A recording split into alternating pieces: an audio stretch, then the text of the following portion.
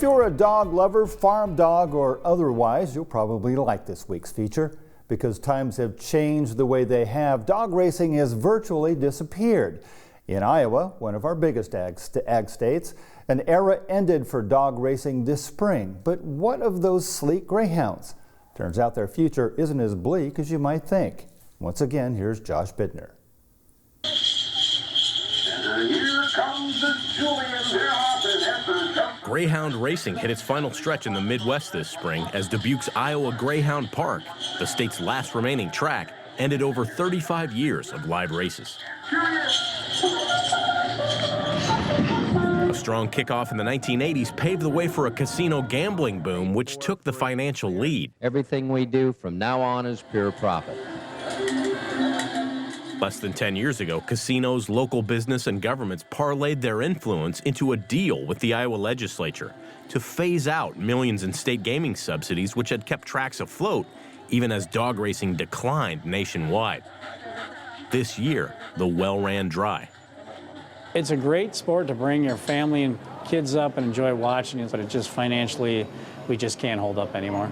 General Manager Brian Carpenter began his career as a teenager leading out racers to the starting box. He's seen other tracks rise and fall and additional forms of gambling peel off market share.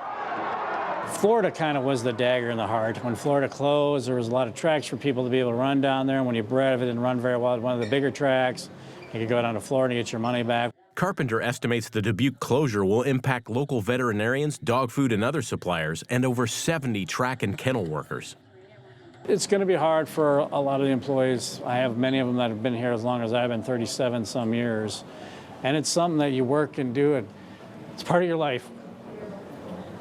A surge in attendance during the park's waning days made for a bittersweet final run. 6 O's at 6-1. All of us coming up here and weighing our dogs in. I mean, you know, we put on a good game face, but believe me, it's to look at the dogs because the dogs do love this. Now retired trainer Vera Raznick says public misconceptions about how dogs are treated have hounded the industry. I don't think there was enough done to really educate on what greyhound racing really is. And, you know, a lot of it you just hear bad. Raznick says Iowa Greyhound Park's 8 kennels are easy to regulate, and she designed conditioning around intensity of schedule and each animal's individuality. But animal rights groups like Grey 2K say Greyhound racetrack conditions are inhumane and that dogs are subject to a host of potential athletic and career-ending injuries, poor diet, and drugs. The Iowa Racing and Gaming Commission's 2021 annual report revealed of nearly 1,700 greyhounds tested, 8 were positive, mostly for muscle relaxants. By next year, West Virginia will house the only 2 remaining dog tracks in the country. And while congressional action to ban greyhound racing has stalled, a majority of states have already made it illegal. This is a day that we all knew was coming. Iowa hasn't taken that step, and in fact just passed House File 2497, which could expand simulcast betting options to more tracks outside the U.S.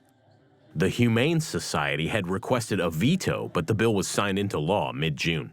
Particularly of our concern is in Vietnam and in Tijuana, Mexico, some tracks that have some long history of animal welfare concerns. But this bill that was passed is worded in a way that the commission shall grant simulcasting licenses. Dubuque ran an abbreviated final season, in part due to a shortage of new dogs as national interest subsides.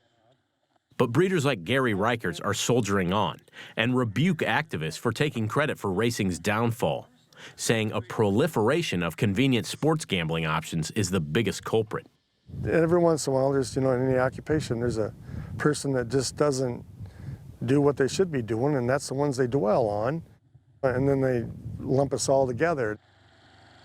They have so much money that people are donating to those groups, and none of it's going to the greyhounds, nothing. Reichert's turns out about 50 racers per year and says his pups are raised in sanitary conditions, given ample space, freedom to move about, a solid diet, and plenty of love. For him, it's paid dividends. They're supposed to be the best dogs in the United States to come there to race, and we won it. They run all day long. They just love to run. Why would I want to abuse my dog when I'm trying to make money off a dog? We love our dogs, and our dogs are almost like our kids and stuff, you know, and Come here, kid. these are like family. Drawing the ire of the greyhound trade in the U.S. is the notion that once canines stop racing, they're euthanized. While extreme trauma or debilitation could lead to such outcomes, Reichert's champions wildly successful adoption programs that find good homes for former racers. We fell in love with Lucy when we met her the first time. She showed up for a home visit, and we were in the kitchen, and she came around the corner, and she had one of my slippers in her mouth. So she said this was hers and that we were going to be her family. So, yeah. Critics argue greyhound racing creates a population that needs to be rescued. But many who've adopted them and gone on to foster more find the dog's demeanor fits right into domestic life. Lucy? They're so gentle. Girl. I have had so many of our members come out when a foster, you know, help transport, and that was a really good feeling, particularly since the Dubuque track was ending. Jody Phelps is president of Iowa-based Heartland Greyhound Adoption, one of many such groups in over 40 states and Canada endorsed by the National Greyhound Association. Dogs come to Phelps aged 18 months to 5 years old.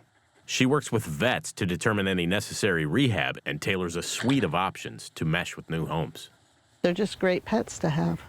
We'll still work with the breeders in Iowa that are running in other tracks. Phelps dismisses euthanization rumors, adding her organization has relocated nearly 4,000 greyhounds, though numbers are dwindling.